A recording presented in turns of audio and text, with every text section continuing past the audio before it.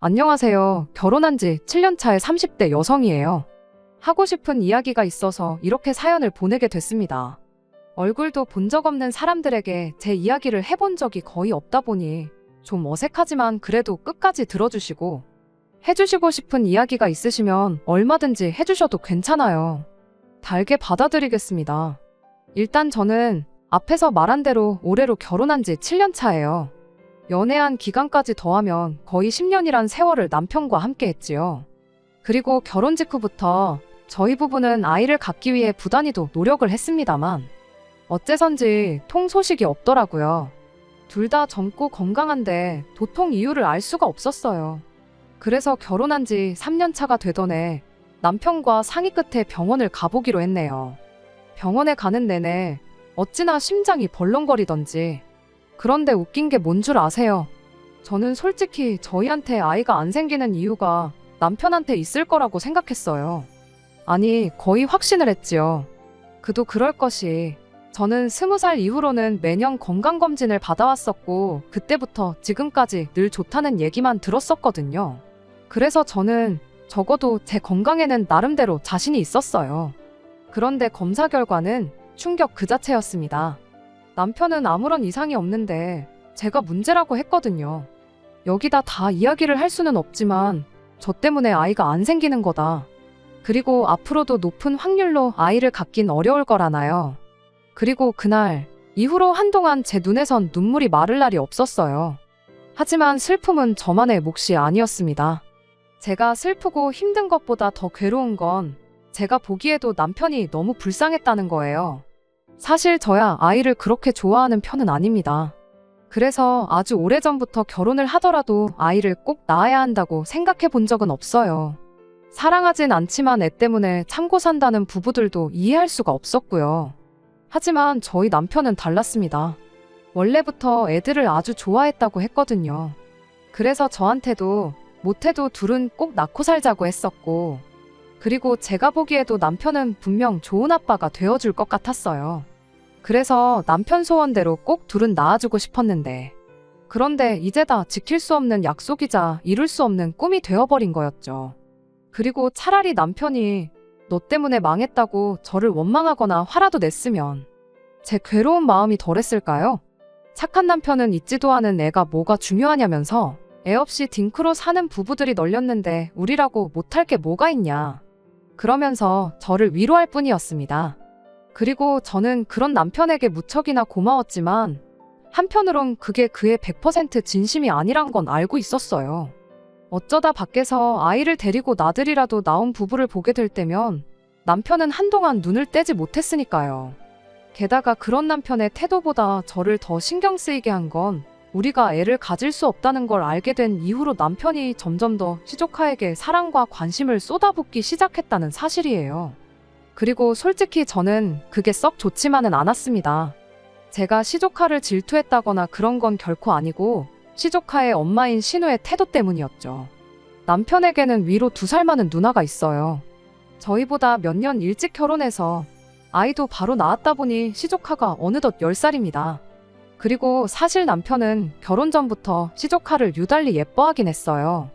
저도 알고 있던 사실이고요. 그런데 저희가 아이를 가질 수 없단 걸 알고 나서는 그 예뻐하는 정도가 점점 심해져 갔습니다. 보통의 삼촌들이 조카들한테 하는 수준을 훨씬 벗어난 거죠. 처음으로 도가 지나치다고 느꼈던 건 병원에 다녀오고 몇 달 지났을 무렵이었어요. 아침잠도 많은 남편이 새벽 대바람부터 일어나서는 혼자 부엌에서 이리저리 바쁘더라고요. 그래서 뭐 하는 거냐고 물었더니 회사에서 먹을 도시락을 싸고 있다대요. 뜬금없이 웬 도시락을 싸는가 싶었습니다. 그도 그럴 것이 남편 회사에는 구내식당이 있어요. 게다가 회사에서 지원금도 나오다 보니 자기가 낼 돈은 2,000원인가 밖에 안 하지요. 그뿐인가요? 식단 자체가 얼마나 잘 나오는지 주변 회사들까지 소문이 파다했습니다. 그러니 제 생각엔 집에 뭐 특별히 맛있는 게 있는 것도 아닌데 도대체 왜 번거롭게 저러나 싶었죠. 그래서 그냥 가서 사 먹어 한마디 했더니 하는 말이 자기도 그러고 싶은데 돈이 없으니까 이러는 거라나요? 그리고는 냉장고를 들여다보곤 정말 뭐가 없긴 하네 하더니 일단 식빵이랑 바나나라도 좀 가져가야겠다며 혼잣말처럼 중얼거리는 거예요. 그래서 제가 아니 2,000원도 없냐고 되물었어요. 그랬더니 정말 없답니다. 이번 달 용돈을 다 썼다면서요. 그리고 그 소리를 들으니 진짜 황당한 거예요. 참고로 저희 남편의 용돈은 달에 70만 원으로 제 주변 애엄마들 이야기를 들었을 때를 생각하면 결코 적은 액수가 아니었습니다. 게다가 술, 담배도 안 하지. 그렇다고 골프 같은 돈이 많이 드는 취미 생활을 하는 것도 아니지. 통신비며 주유비는 생활비에서 나가지. 그러니 70만 원을 도대체 다 어디다 썼길래 2,000원도 없다는 건가? 저로서는 도무지 납득할 수가 없었죠. 그래서 제가 농담처럼 혹시 여자라도 생겼냐고 그랬어요. 그렇지 않고서야 그 돈을 다 어디다 썼냐고요.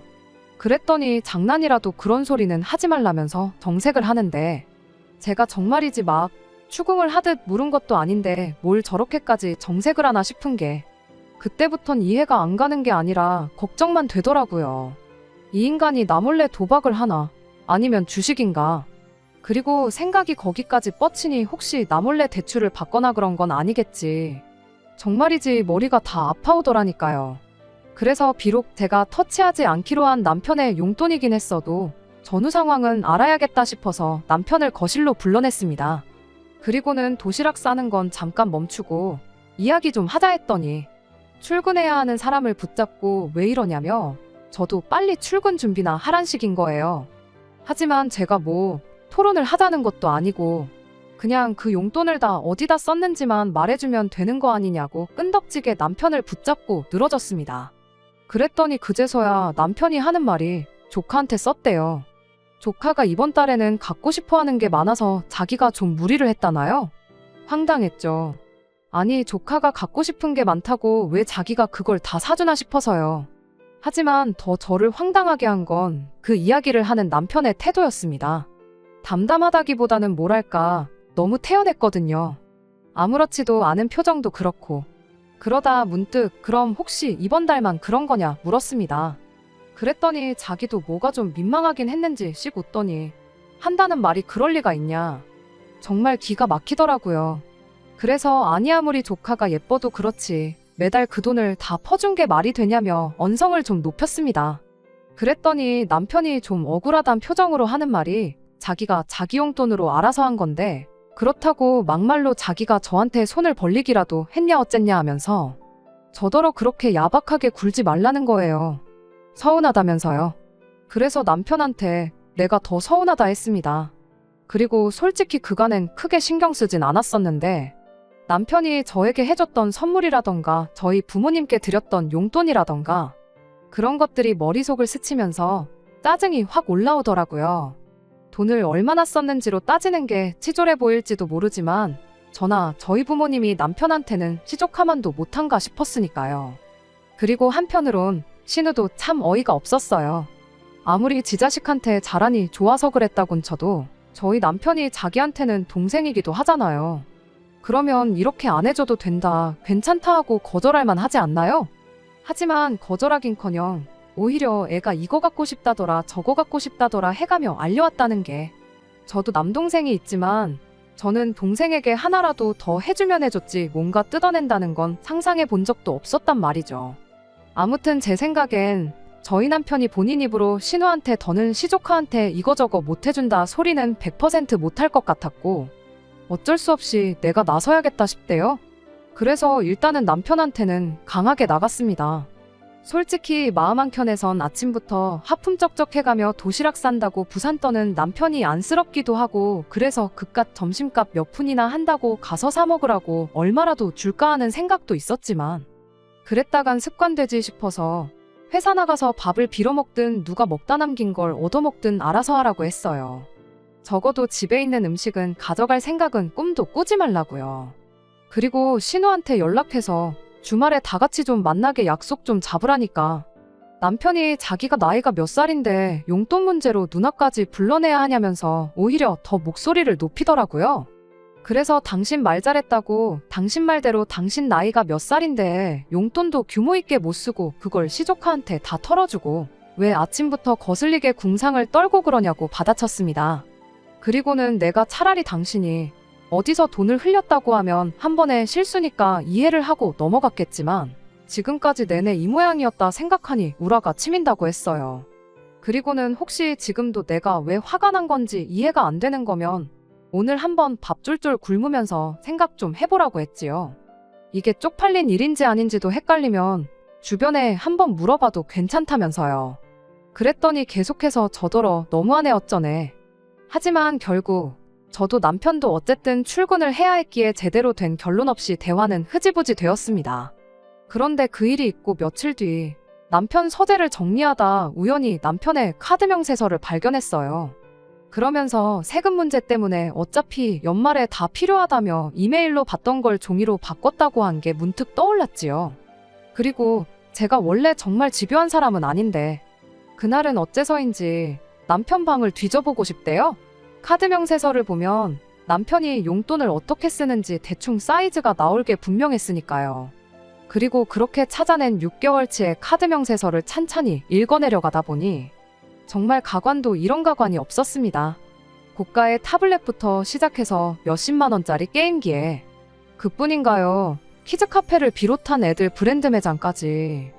이게 시조카한테 쓰였다는 걸 제가 몰랐다면 남편한테 숨겨둔 애라도 있나 싶었을 정도로 전부 애한테 관련된 것들밖에 없었습니다. 그리고 카드로 이 정도면 현찰은 안 썼겠어요? 안 봐도 비디오였지요. 정말이지 허무하기도 하고 한편으론 억울하고 화도 나고. 그리고 그 모든 감정은 단순히 남편이 시조카한테 돈을 많이 썼기 때문만은 아니었어요. 돈이 많으면야 시조카한테 얼마든지 잘해줘도 좋지요. 하지만 저희는 그렇게 또 넉넉한 형편이라고만은 볼 수가 없었습니다. 당장이야 맞벌이니 그럭저럭 먹고 살만하다 쳐도 한치 앞을 모르는 게 인생이잖아요. 그래서 저는 항상 어떻게든 한 푼이라도 아끼려고 아둥바둥이었고 남편도 제가 그렇다는 걸 잘 알고 있었는데 그럼에도 불구하고 그런 저는 안중에도 없었는지 시쳇말로 시조카한테만 몰빵을 하고 있었다는 게 한마디로 배신감까지 들더라니까요. 그래서 그날 저녁 퇴근한 남편에게 아무 말 없이 카드 명세서들을 들이밀었습니다.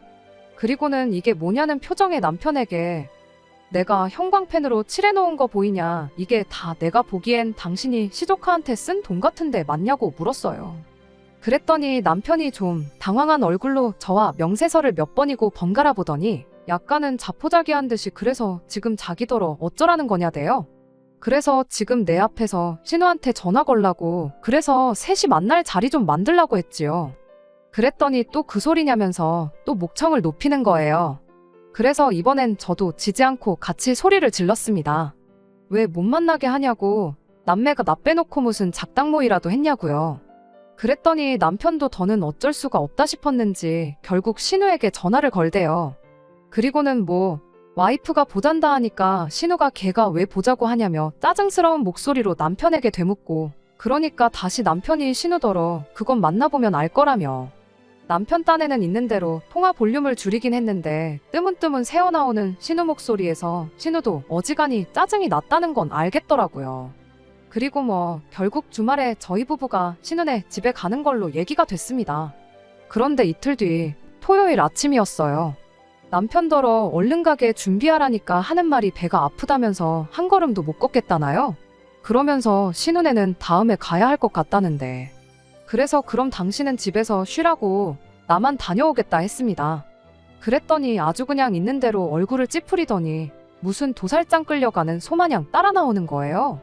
하지만 그러던지 말던지 남편이 그럴수록 저는 신우한테 할 말은 하고 와야겠다는 의지가 불타올랐습니다. 그리고 그렇게 1시간을 달려 신우네 집에 도착했어요. 그런데 현관문을 열어주는 신우가 오느라 수고했다 뭐 이런 말은 고사하고 일단 짜증부터 내기 시작했습니다. 주말에 남의 집에 이렇게 오는 거 매너 없는 짓인 거 모르냐면서요. 그리고 평소에 저라면 대번에 죄송하단 얘기부터 했을 텐데 그날은 며칠 전부터 남편 때문에 짜증도 나 있었고 그래서인지 여러모로 평소처럼 하고 싶지가 않더라고요. 그래서 형님도 한동안 저희 집에 아무 때나 오시지 않았냐고, 그래서 저는 당연히 괜찮을 줄 알았다고 그랬어요. 게다가 저희는 약속도 하고 왔지 않냐면서요. 그랬더니 밖에서 봐도 될 걸 굳이 집으로 왔다고 또 짜증을 내는데 솔직히 그건 제가 우긴 게 맞아요. 어떻게든 제 눈으로 집안을 한번 살펴봐야겠다 싶었거든요. 그래서 신우가 뭐라건 더는 대꾸하지 않고 멀찍이 서 있는 시조카한테 외숙모가 심심해서 그런데 게임기 좀 시켜줘 했습니다. 그랬더니 시조카가 아주 울상을 하고는 게임기 없어요 그러는 거예요. 그래서 왜 게임기가 왜 없어 하고 물으니 신우가 불이 나게 와서는 한다는 말이 아는 사람이 빌려달래서 빌려줬답니다. 그러니까 저희 남편이 애가 갖고 싶다고 한 지 얼마나 됐다고 그걸 벌써 남을 빌려줬냐며 누나도 참 너무한다고 한 소리 하더라고요. 그리고 저는 시족하더러 그러면 게임기 말고 뭐가 있을까? 타블렛은 어딨어? 우리 거기다 그림 그리고 놀자 그랬어요. 그랬더니 시조카가 타블렛이 뭐냐며 오히려 저한테 되묻는 게 아니겠어요? 그래서 제가 왜 은색으로 된 네모난 거 뒤에 사과 그려진 거 삼촌이 너가 갖고 싶다고 해서 사줬다던데 했지요. 그랬더니 시조카 말이 자기는 그게 뭔지도 모른다대요. 그러니까 이제 남편도 좀 황당하단 얼굴로 네가 엄마한테 갖고 싶다고 졸랐다며 아니야 하고는 되묻더라고요. 그러니까 신우가 또 손사래를 치면서 하는 말이 애가 뭘 아냐면서 한동안 TV에서 광고 나오고 할 때는 사달라고 난리를 치더니 저런다며 자기 자식더러 애가 이상하다는 거예요. 그래서 애들이 변덕이 심하긴 하죠. 하곤 제가 대충 대꾸하고는 그래도 타블렛이 있긴 있을 거 아니냐고 좀 가져다 달라고 했어요. 그랬더니 애 공부 때문에 감춰놓은 거라 안 된다는 거예요. 그래서 아니 애 줄 게 아니고 제가 지금 좀 쓰려고 한다니까. 신우가 저더러 왜 사람을 귀찮게 하냐며 버럭 짜증을 내는 게 아니겠어요? 그런데 이번엔 오히려 남편이 먼저 신우한테 말꼬리 그만 잡고 타블렛 갖고 와보라며 목소리를 높였습니다. 그러니까 좀 전까지 짜증스럽던 모습은 어디 가고 신우가 안절부절을 못하더라고요. 그리고는 결국 우여곡절 끝에 그간 남편이 시조카한테 사준 물건들 중 일부인 장난감 몇 개와 옷 몇 벌을 확인할 수 있었습니다. 정확히 표현하자면 그것들만 남아있어서 그것들만 확인할 수 있었죠. 그리고 그제서야 남편도 어느 정도 상황이 파악된 듯 했습니다. 신우한테 내가 사준 건 다 어쨌냐고 얘기나 한번 들어보자고 했으니까요. 그러자 신우가 하는 말이 니들은 애를 안 키워봐서 모르겠지만 애들이 원래 변덕이 죽을 듯하고 실증도 금방 느낀답니다. 그래서 애가 안 쓴다 싶으면 자기가 다 중고로 팔아서 없는 거라는 거예요.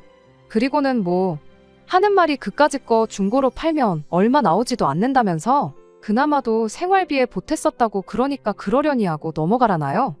뻔뻔한 신우의 태도에 제가 다 황당하더라고요. 게다가 남편을 살펴보니 남편도 화가 있는 대로 난 눈치였어요.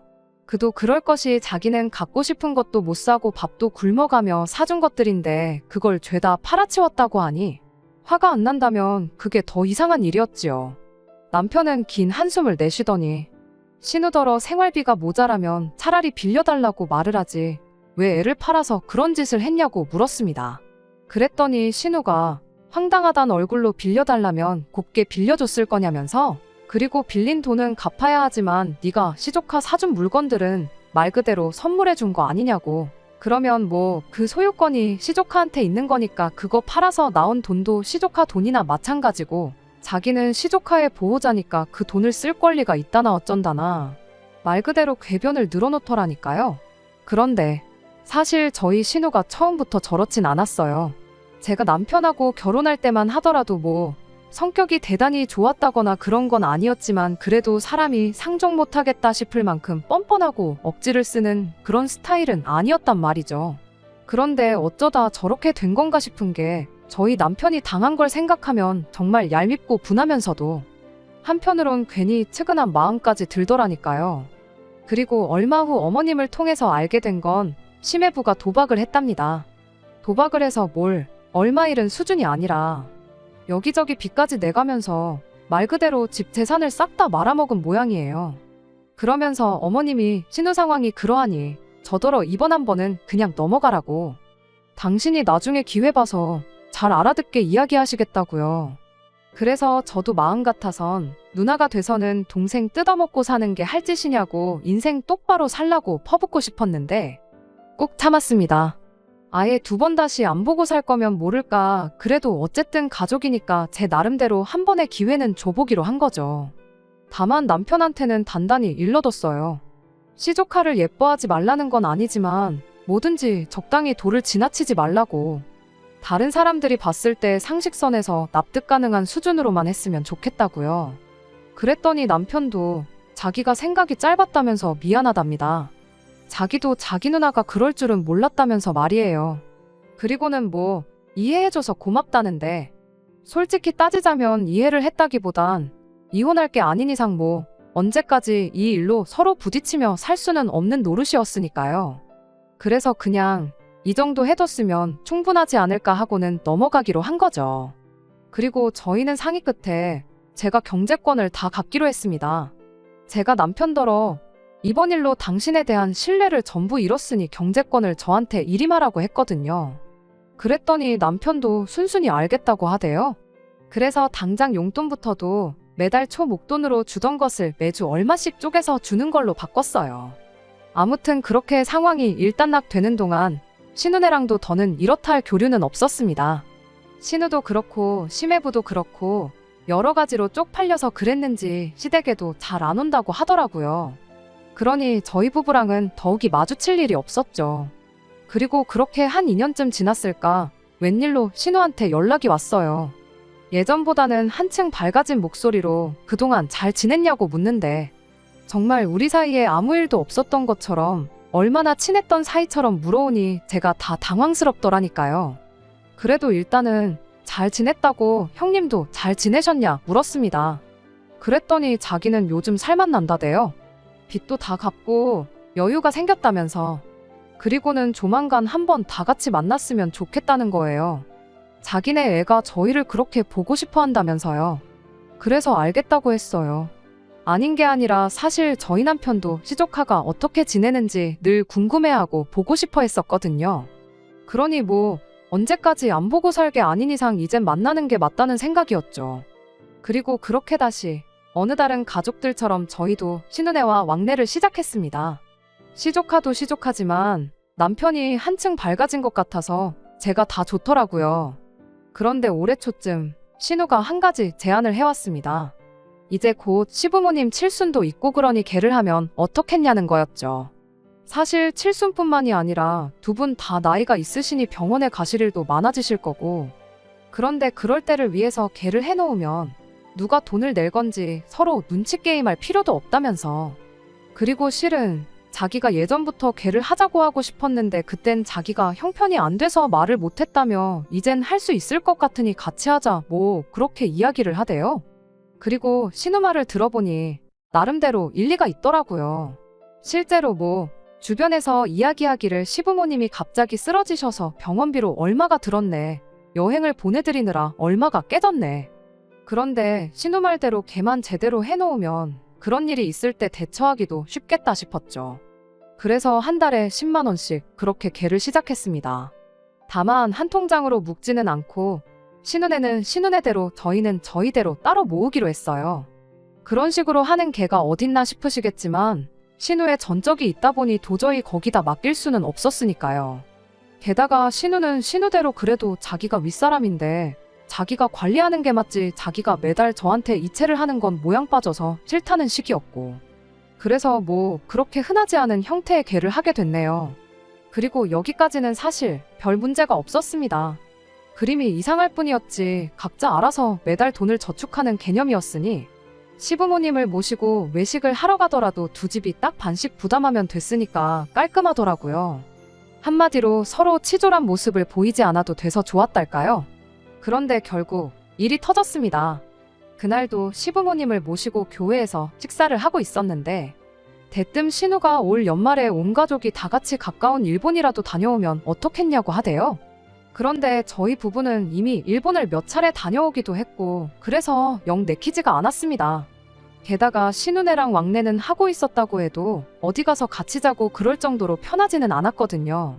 그래서 저희 부부는 빼고 다녀오시라고 했어요.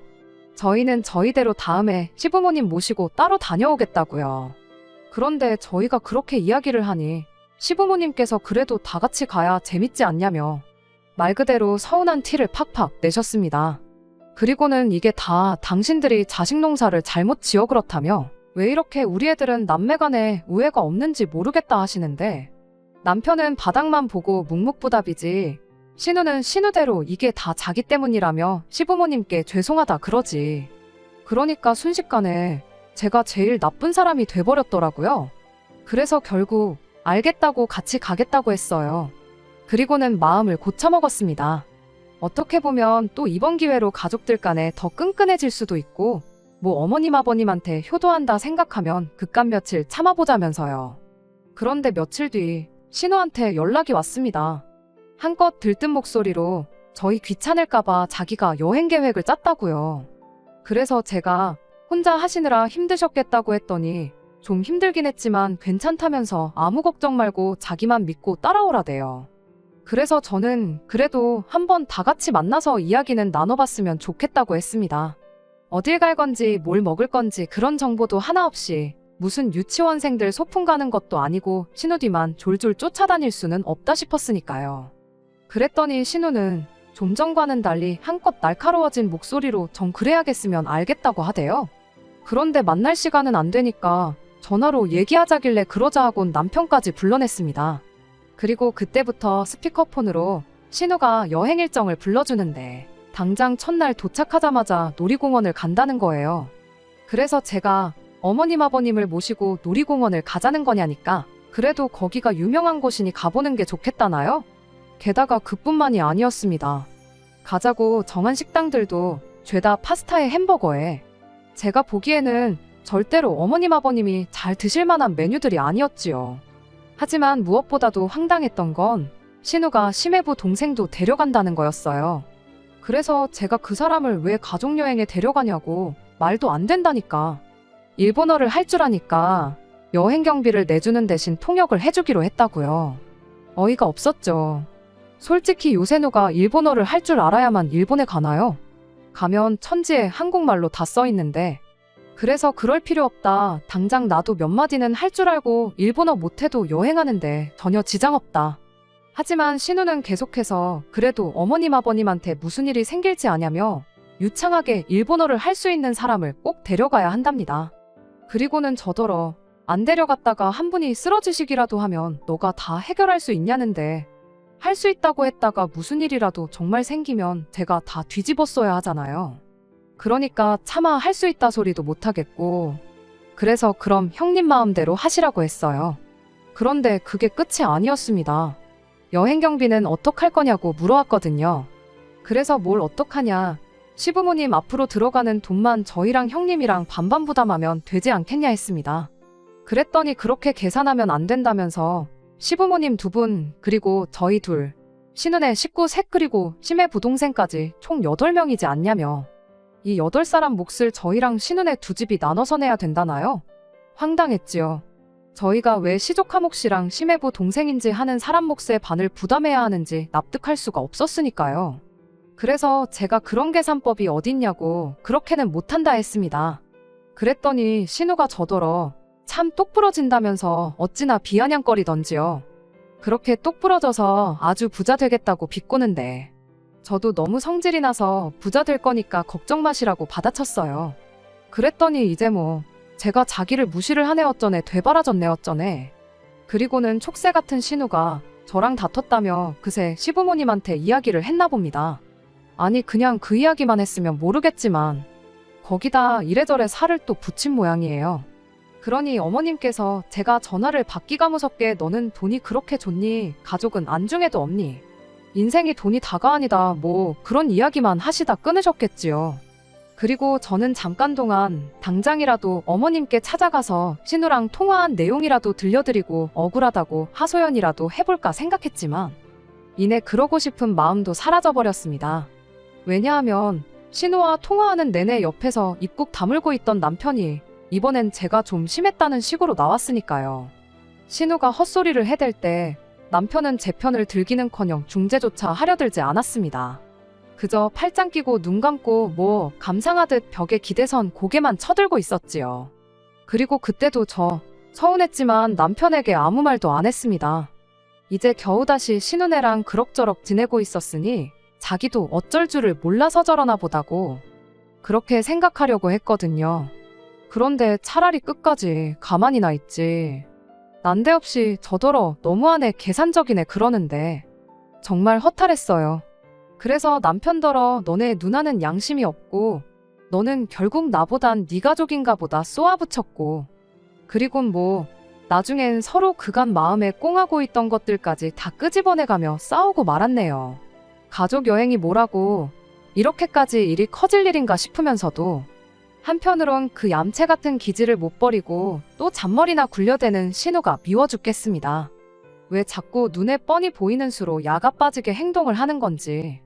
그리고 그래도 핏줄이 뭐라고 그런 신우 편을 드는 남편도 참으로 이해할 수가 없네요. 안녕하세요. 일전에 개념 없는 신우 때문에 남편하고 부부싸움했다는 사연을 보냈었는데 기억하실지 모르겠어요. 잘 지내셨나요?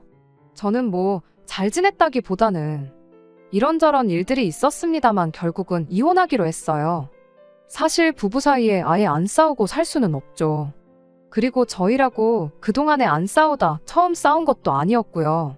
하지만 이번엔 싸움도 컸고, 무엇보다 신우는 물론이고 시부모님까지 남편이 옳고 제가 그르다고 하니 더는 뭐라 할 말이 없대요? 물론 그분들이 제 편을 들어줄 거란 기대는 애시당초 없었습니다만, 그래도 막상 그렇게 한 가족이라고 똘똘 뭉쳐서는 저만 나쁜 사람으로 몰아가니 저도 뭐 더는 어쩔 도리가 없더라고요. 그리고 무엇보다도 어머님의 한마디가 비수가 되어 제 가슴을 후벼 팠어요. 어차피 너 때문에 너네 부부는 애도 못 갖는데 뭐 한다고 그렇게 돈을 움켜쥐고는 안 놓으려고 하냐면서. 심보가 고약하니 몸이 그런 거라고 하셨거든요. 그리고 그 한마디를 딱 듣고 나니까 뭐 더는 아무 생각도 안 들었어요. 그런 말을 듣고도 결국 여행을 같이 가는 제 모습이 얼마나 초라하고 우스울지도 상상이 안 되고, 그리고 한번 그러고 나면 이제 툭하면 그런 말씀으로 제 마음을 긁어내고 상처를 주실 텐데 그럴 때마다 제가 버틸 수 있을 것 같지도 않았죠. 그래서 남편에게 재산 정리해서 이혼하자 했습니다. 그랬더니 남편이 한다는 말이 애도 못 낳는데 이혼까지 하면 제 인생이 어떻게 될지 상상이 안 되냐면서 그냥 어머님 말씀은 한 귀로 듣고 흘려버리래요. 부부끼리 살다 보면 부부싸움도 할 수 있는 거지 무슨 이혼까지 하냐면서요. 하지만 아무리 생각해도 남편이 끝까지 저를 지켜줄 것 같지도 않고, 애를 못 낳는 건 슬프지만 솔직히 이걸 제 잘못이라고 할 수 있나요? 저는 그저 제가 불운하다고 생각할 뿐 제가 잘못한 일이란 생각은 안 듭니다. 미안한 것과 잘못한 것은 다른 일이잖아요. 그런데 어머님의 말씀을 듣고 나니 그간 마음속으로 어떻게 저를 생각하셨는지도 알게 되었고, 그럼 뭐 신우라고 별반 다를 것도 없겠죠. 그리고 남편이야 지금은 뭐 아직 그래도 서로 젊고 사랑하니 괜찮다 할지라도 지금보다 세월이 더 흐르고 그때 가서 저를 원망하면 그건 또 어떻게 제가 감당해야 하나. 답이 없는 질문들이 머릿속에서 계속 맴돌았습니다. 그리고 결국 이 모든 걸 끝내는 건 제가 남편과 완전히 남남이 되는 것뿐이겠더라고요. 그래서 다시 한번 이혼을 요구했고 그렇게 결국 이혼했어요. 앞으로 남편은 시조카한테 몰빵을 하며 살지 아니면 새 여자를 만나 애를 가질지 모르겠네요. 그런 건. 더는 그쪽으론 아무런 신경도 쓰고 싶지 않아요. 비록 해피엔딩은 아니지만 지금이라도 제 인생을 되찾았다는데 의미를 두려고 합니다. 애를 낳지 못한다고 꼭 죄인처럼 살 필요는 없잖아요. 제가 잘났다는 건 아니지만 그래도 저도 행복해지고 싶으니 지금부턴 저 하나만 생각하며 살아보려고요. 응원해주세요. 끝까지 들어주셔서 감사합니다. 오늘의 사연은 여기까지입니다. 구독과 좋아요, 알람 설정 부탁드리고 더 좋은 사연으로 다시 찾아뵙겠습니다. 감사합니다.